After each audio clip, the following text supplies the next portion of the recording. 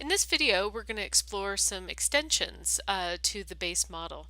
So this is an area for you as a teacher to kind of get some ideas as to how to guide students to create their own modifications to the original base model for water as a shared resource.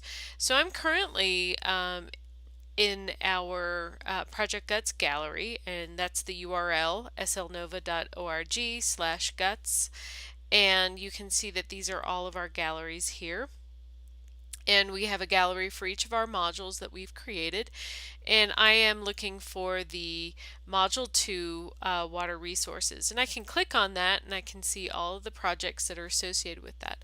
So we have the starter model. That's the one that students will initially do a modification of by adding evaporation and also a evaporation rate slider, as well as eventually another water pump.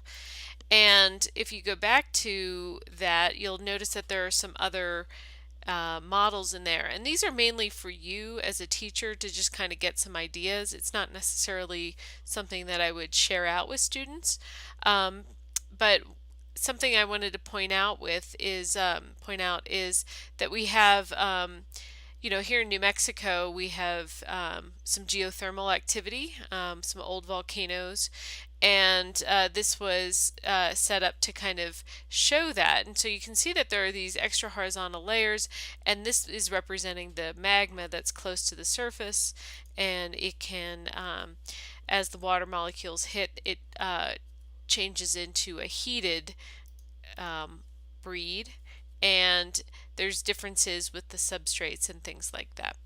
So that's an idea, is to think about geothermal if that's something that the kids are connected with. This is one that has a lot of interesting aspects to it.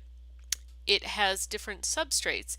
So again, this model, this unit, is a lot about hydrology, and you would be able to talk about substrates like what's the difference between water going through gravel versus sand versus clay. So I've loaded it up. Notice that the widgets are gone. Don't panic, you just resize it and they'll come back. Resize the window pane, that is. Alright, so when we hit setup here, we notice that there are different layers, and when I hit the forever, there's a distinct difference in the way that they are moving through the substrate, and so that could be of interest. You could have pumps at different locations, and one represents clay versus one represents the gravel, and which one is pumping more, or where is the water recharging the most. And so you'd want to take a look at the code for that, and we know the stamping procedure that created the sky and the ground, but now we just kind of play around with the headings and the sizes of them and the colors, and we can get them to just have some different characteristics. And again, we're building on knowledge, so here's the procedures. We already had earth, sky, and the pump, but then the sand and the clay and the gravel were added instead of just the brown ground.